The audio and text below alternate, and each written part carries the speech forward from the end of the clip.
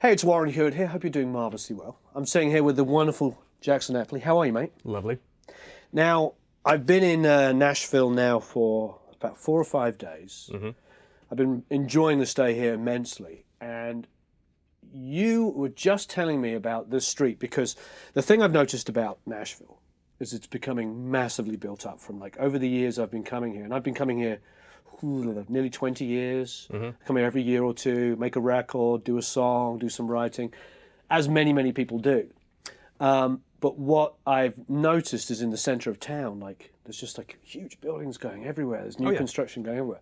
So you told me that a lot of the studios are like moving to this area. Yeah, we're in Berry. The place we're in now is called Berry Hill, the neighborhood. And what's weird, Nashville Music Row used to be where all the studios are. Yep. And I've got multiple friends now whose studios have been leveled and they're building condos. Like, Nashville skyline now is cranes.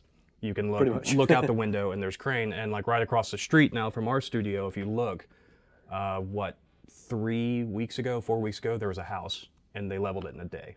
And they're now completely like raising that whole ground, and we have no idea what they're going to build there.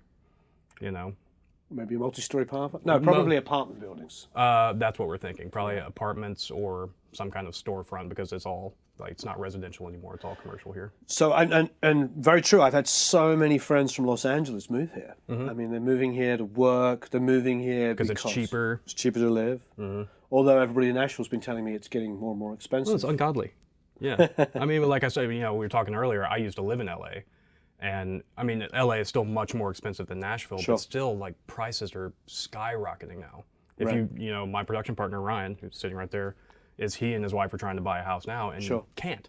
Well, they can, but not in the neighborhood you want to live in, because, people from California are moving here and driving prices up. Let this be said that he came from California here. Yeah, I did. LA to Nashville. So where did you start off? Where were you born? Birmingham, Alabama. I was born in Florida, but raised in Alabama. I have a couple of good friends from Alabama. Mm-hmm. One of whom who lives in Nashville, Buck Johnson. Don't know him. Plays with Aerosmith, the keyboard player. Oh, okay, cool. Yeah, good guy. And we used to have a band together in Los Angeles when he lived in LA.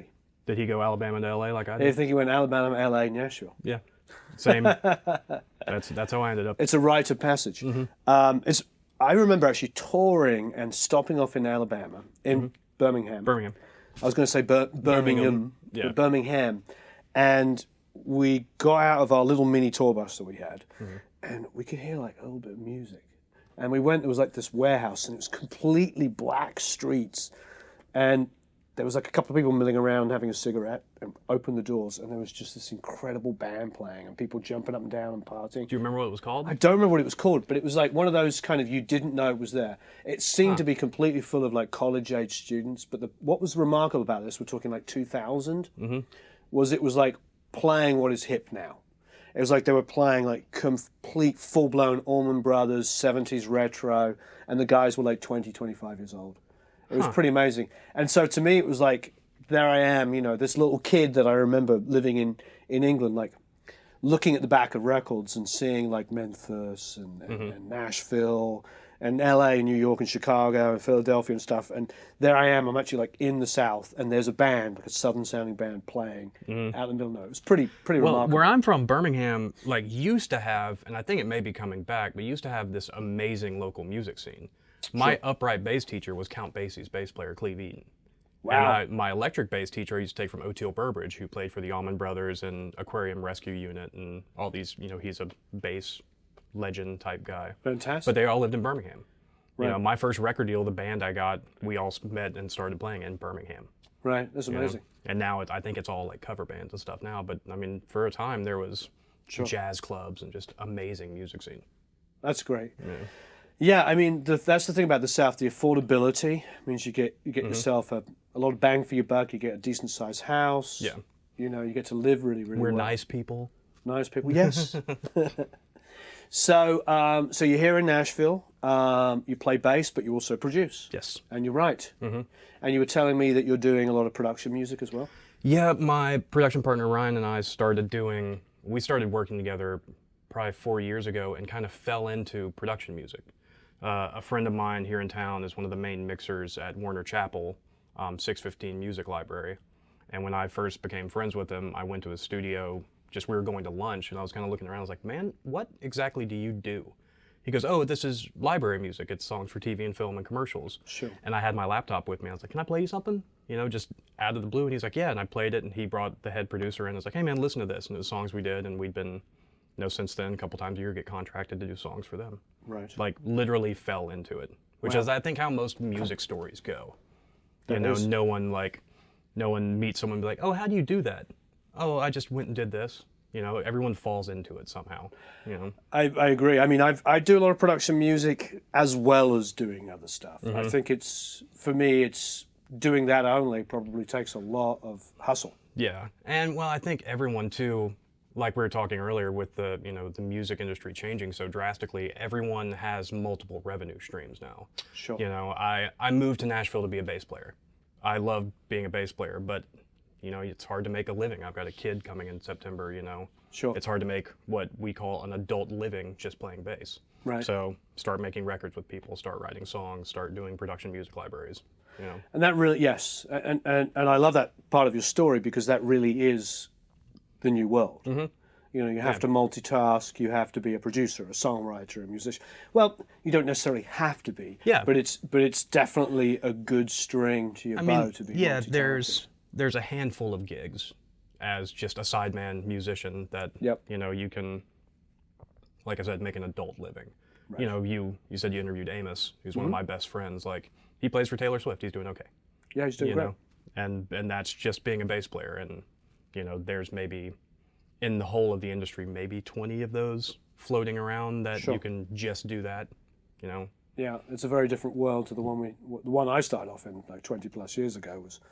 That was far more commonplace. Mm-hmm. I had a couple of friends that played with huge bands and huge artists, and they had retainers. Mm-hmm. Retainer, you don't hear that anymore. Yeah, you do, but not very much. Yeah, or salary. Yeah. Yeah. My first record deal in the early 2000s, I remember looking at sheets the label had given us of the amount of money they'd spent, and it was still just like large sums of money, just thousands and thousands and thousands of up to millions of dollars.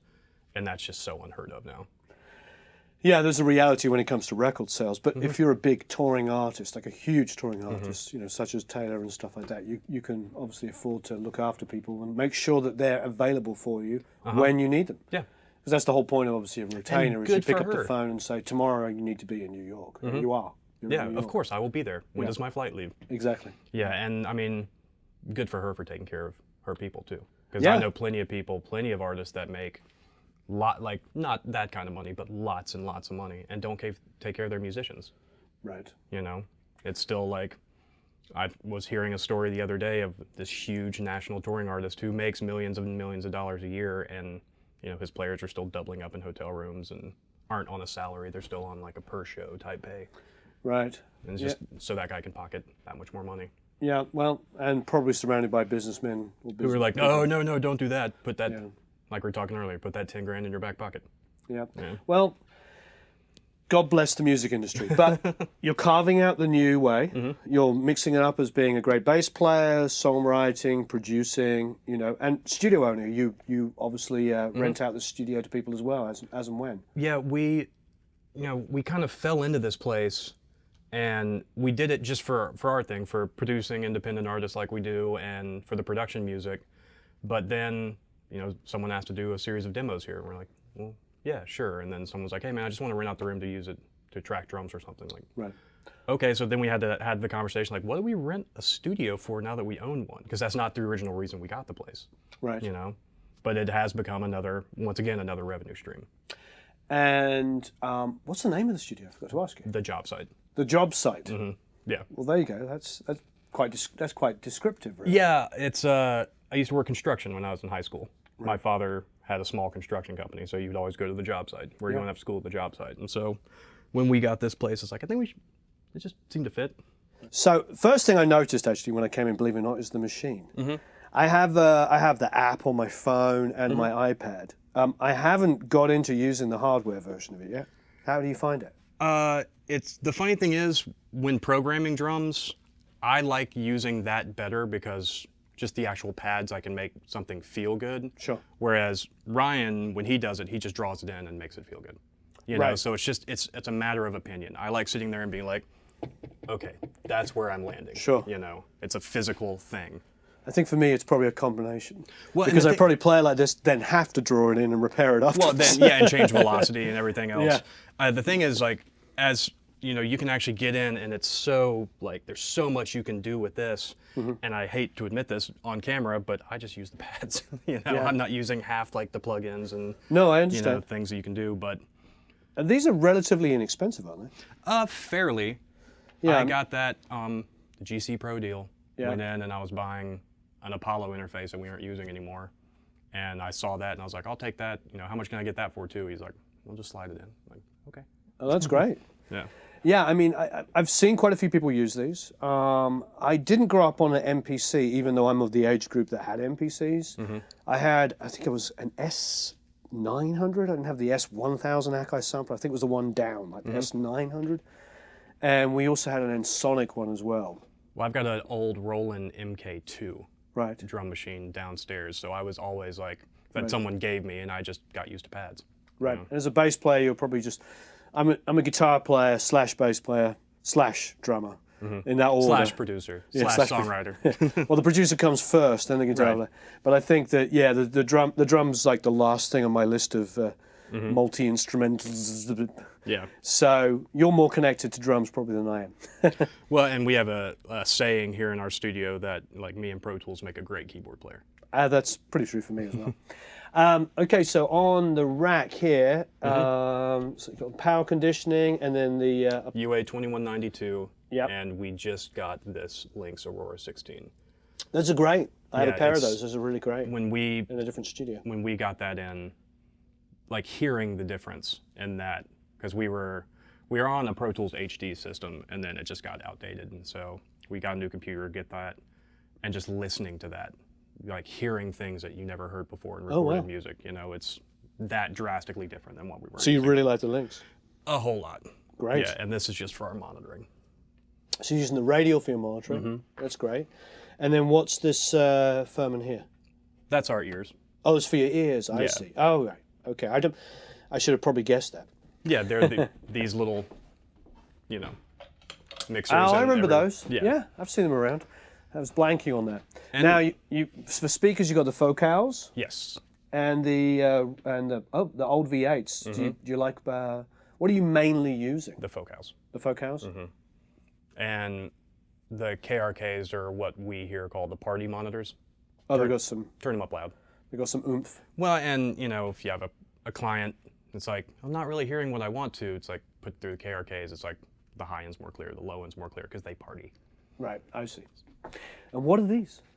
These little Logitech, they're computer speakers? Yeah, they're just computer speakers. We kind of did a poor man's talkback system. We had a bunch of talkbacks made and then routed under, and we just put it into a mixer into those. Oh, I see. So mixer into the headphones so everyone could hear their own talkback, but then we can hear it in there. Oh, that's smart. And I mix through them as well. And like when Ryan mixes, he'll use those for reference. It's a good idea because if you're using computer speakers, you're sort of in the real world, what people are actually listening on. Well, it's like sending it to your iPhone and then putting it against your ear.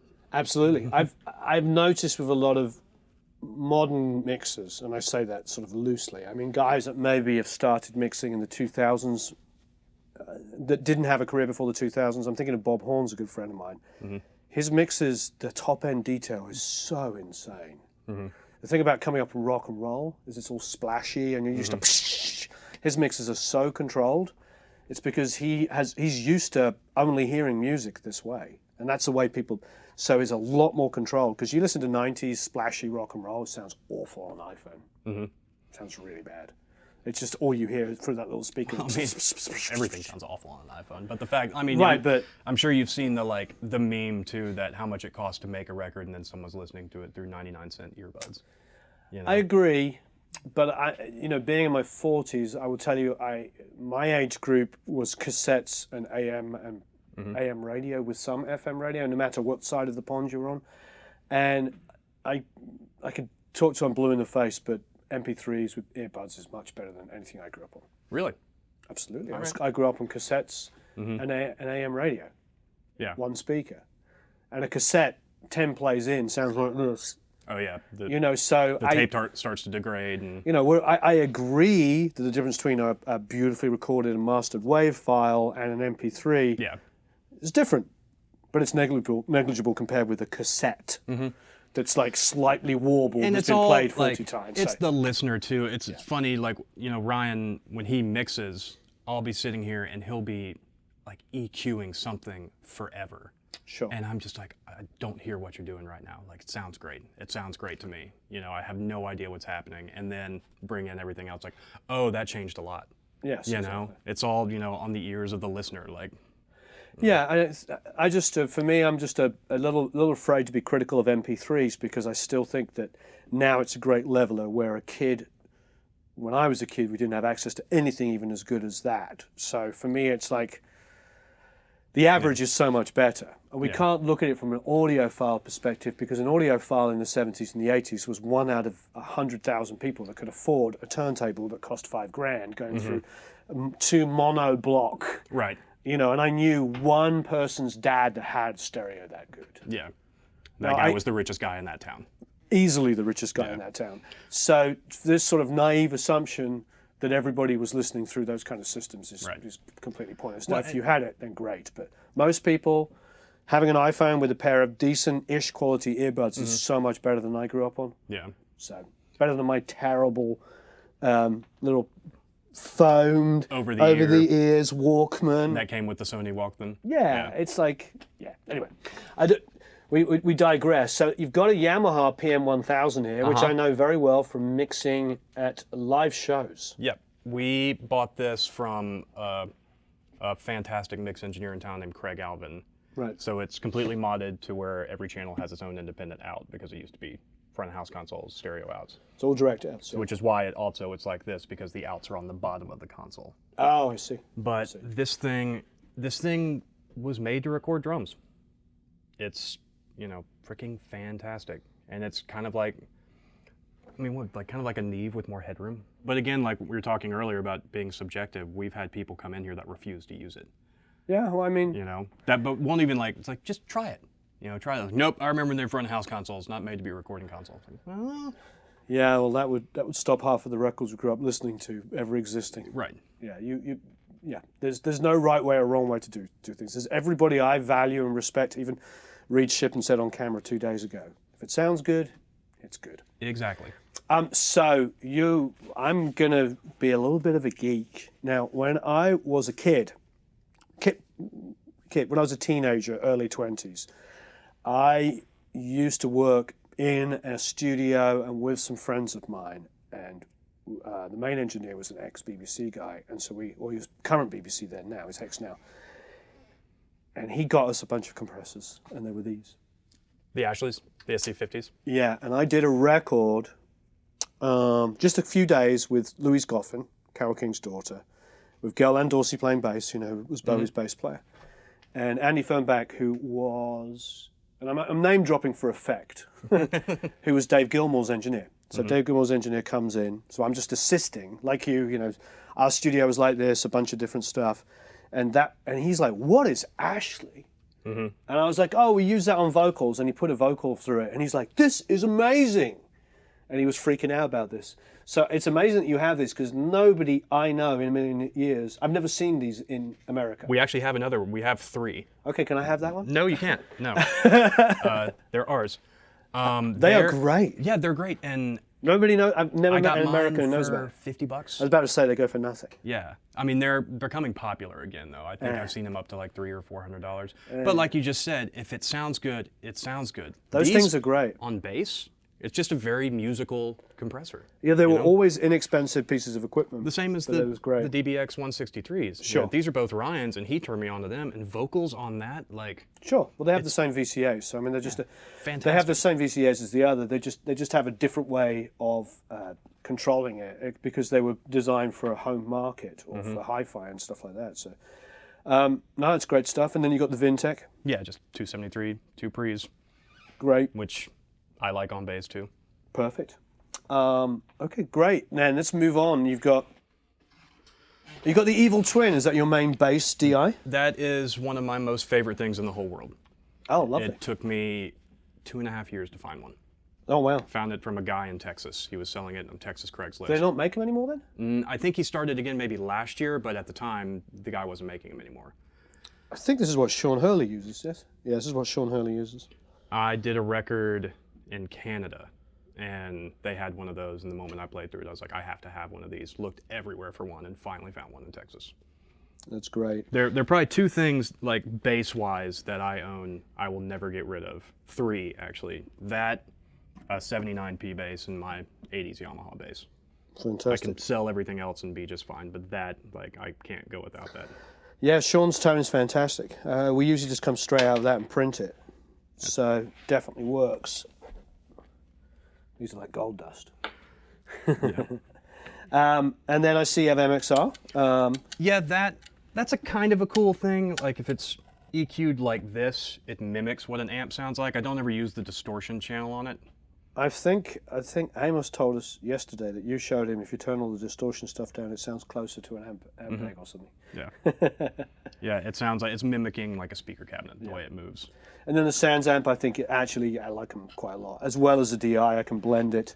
Obviously, you can do it in the box these days, especially on Pro Tools because it comes with Sans amp. Well, I did a metal record a couple weeks ago. Just played bass on it, and I brought the Evil Twin and the Sans amp, and they're like, "Hey, man, we'll distort it." And I was like, I guarantee this is the distortion sound you're looking for. It's the blended Sans amp with the clean bass sound. And the moment I did, the engineer was like, "Oh yeah, that's what we need." I'm like, "Okay, great." And this is the Aguilar. It's here. You don't use it much. It's on Craigslist.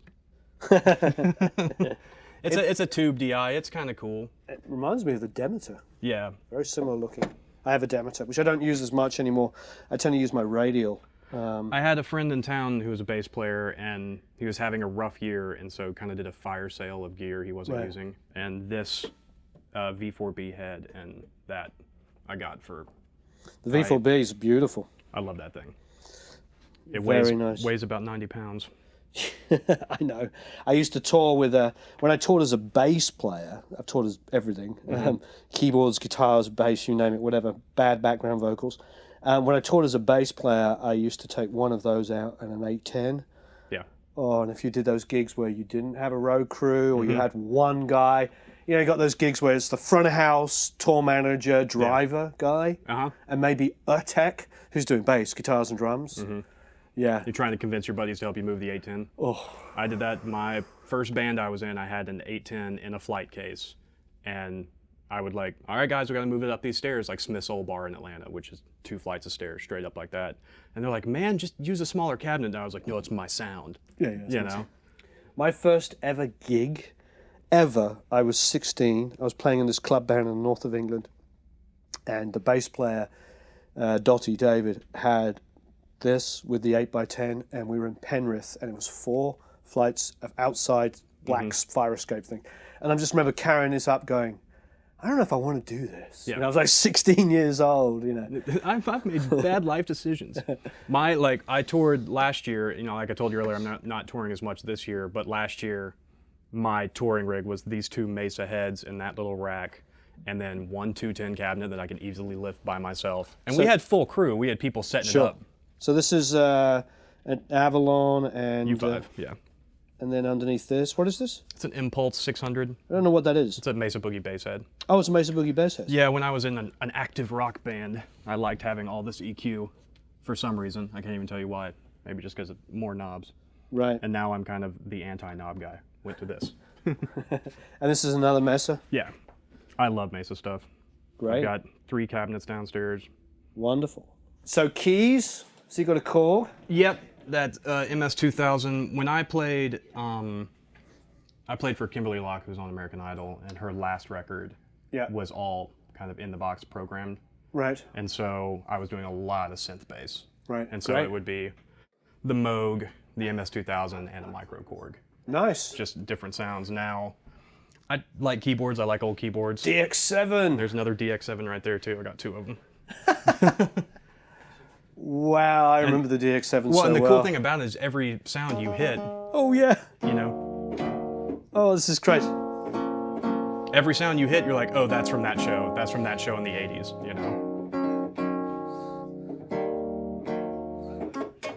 Crazy. I think you got these. You got this. This I like a lot. I bought from another producer buddy of mine, but it's all like 8-bit sounding, you know. It's fantastic. Let's see. Outputs. Automatic bass chord system.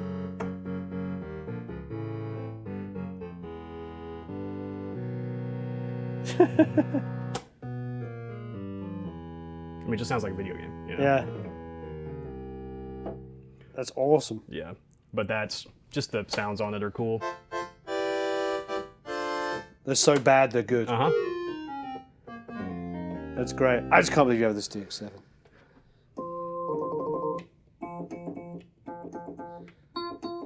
I mean, that's yeah. That sound has been used on how many songs? And I've got them both of these routed into this because they both go out of tune. You know. That's F-ish, it says. Mm-hmm. And then that's too sharp. So that's wonderful. yeah. This is there's two things here that are very exciting to me. This one, CP70, instant Phil Collins, absolutely love it.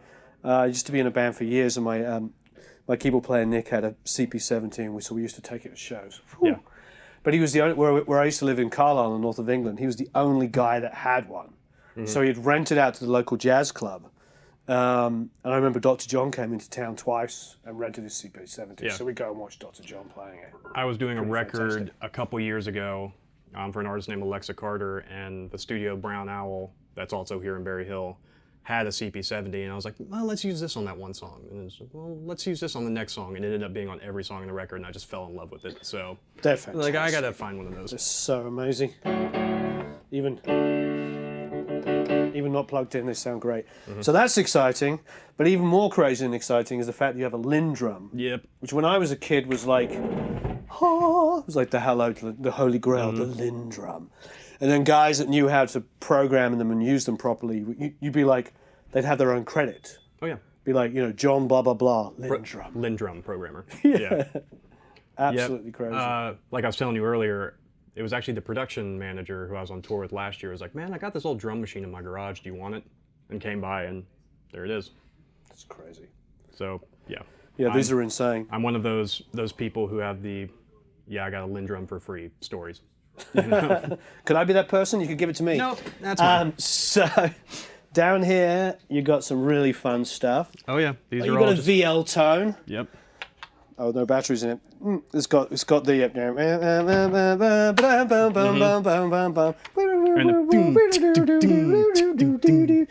I used to be a kid. I used to work in a music store, like 16, 17, 18 years old, and it would be Christmas time, and all the parents would come in, and they'd do a demo of this. So I got to hear that. Like every 5 minutes. Well, and the drum for like loops 3 on weeks. here are just so bad good. They're so bad good, Yeah. yep. Those are great, the micro chord. See, a Bontempi. There's the ultimate catalog. Yep. Found that at a flea market in Sasser, Georgia, playing a festival. Cost me $5. Bontempi, yeah. In the back of every one of those catalogs where you could pay in monthly or weekly installments, those Bontempis were always there. Yeah. That, and there was always, in England, there was always this gun guitar. It was the shape of a gun. Yeah. All right. That's And great. that's- What was this? That's just a little. I don't even know how to. Power it up. Oh, it's on.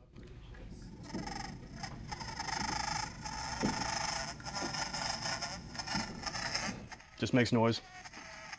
My wife got it for me.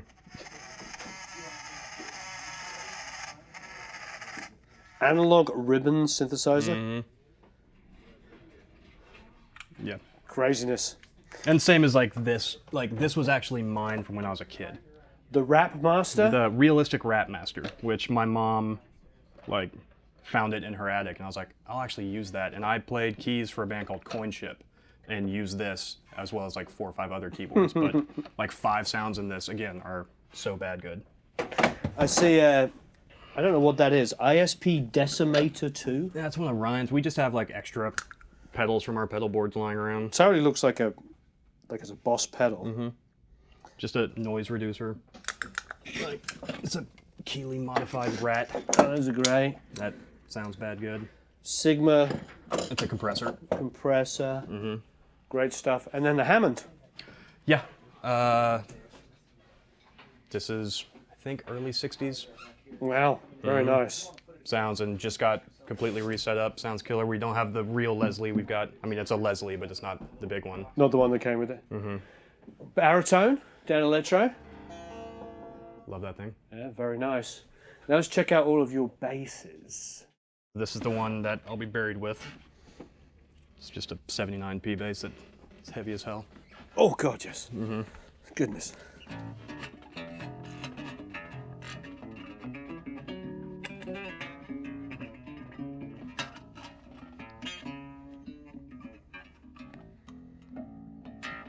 Beautiful. Slap it. No. Not gonna Weighs a happen. ton. And great. then this is a 68 Jazz with flats, really old flat wounds on it that play that bass with the pick, and it just sounds like, yeah. Beautiful. And then 2 Yamahas that are just kind of session guys. That the new BB 5-string, which is freaking killer. Track's great. Yeah, these are fantastic. Yeah, it's out.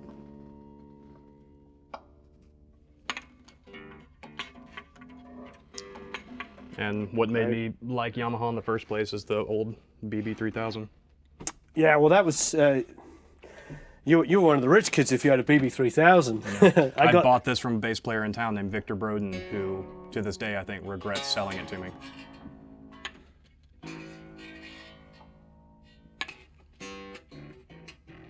But that thing sounds amazing.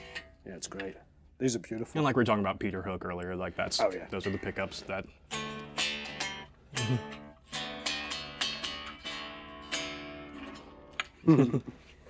Yeah, that's gorgeous. And I see you have a Strat there. Is that Ryan's? Yeah, a couple of Ryan's guitars, his Strat and Epiphone Casino.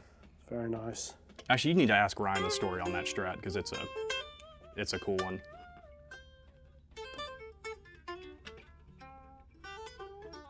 Shred. I love it. I love this. I love the finish in the neck. I mean, the maple. It's not a bird's eye. I don't know what they call that, but it's beautiful. Very nice indeed. And then the Epiphone.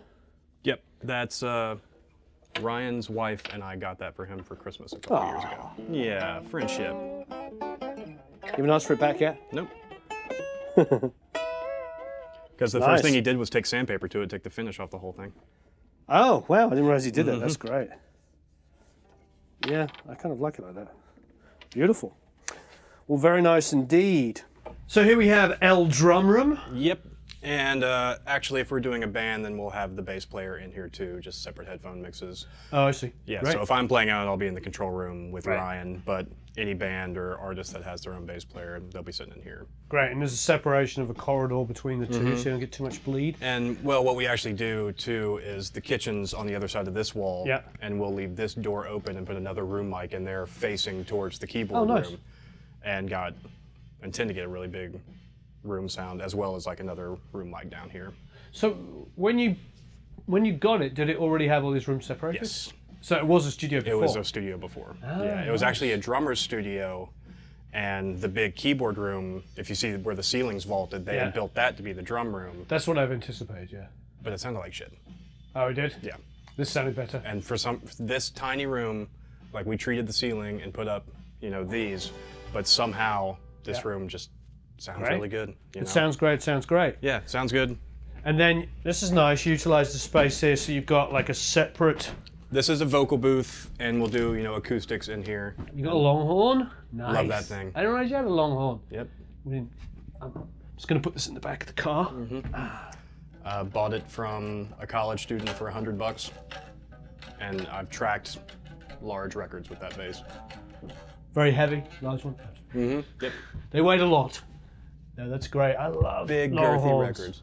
Yeah, it's killer. Because I always think of Queen Jazz. I remember opening up the cover as a little kid and seeing the Longhorn. The Dano, yeah. I go, what is that? Yeah, when I first learned what tic-tac bass was, playing that bass and then stacking it with the baritone guitar in there. Nice. Yeah. This is our cabinet room. where we've got 2 Marshalls, 2 avatars. Each of those avatars is a 112. That Marshall's 212. This one's a 410, which sounds fantastic. I remember those for the MOSFET 100 heads. Those are great. What was this you're using? Oh, so it's an avatar? It's a single 12? Another avatar. So we've got, you know, the speaker lines run down. This is from the control room. Great. I forget what's in that. That's a Helitone. Oh, nice. And what's this little Ampeg? Little 210. So it's 210. So it's like the top quarter of a pretty much. It's of an 8x10. The way that it's made is the top quarter of an 8x10. Nice. That's another Mesa 410. I've got a 15 that I'll throw in here sometimes if we use an amp. Great. But yeah, and it's just set up to pretty cool. Pretty cool indeed. Whatever we need. And this is just another ISO room. Another ISO. Wow, this is like, talk about using this one's really dead. Which nice. We tend not to use something that dead very often, but yeah, but this is great. Well, thanks very much for showing us around. I appreciate it. Yeah. It's been a really beautiful time being in Nashville. I'm quite impressed by just the level of this, that so many people have taken houses and turned them into studios and stuff like that. It's all sort of function, very pragmatic. And it's like I said, it used to be on Music Road. Those were all houses that were turned into studios. Some, of course, were built up, but now here in Berry Hill, that's what it is. That's fantastic. And the street you drove in on is all houses that are pretty much studios and publishing companies. And well, wait there. So how far is Blackbird from here?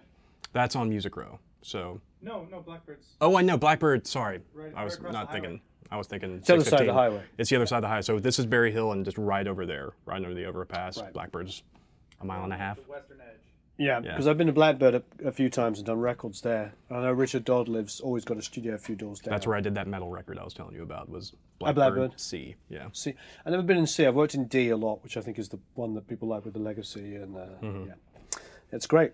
Well, thanks very much again for showing us around. Appreciate it. Please, as ever, subscribe. Go to producelikeapro.com, sign up for the email list, and leave loads of questions and comments below. I really appreciate it. Thanks very much. Have a marvelous time recording and mixing. Thanks, y'all.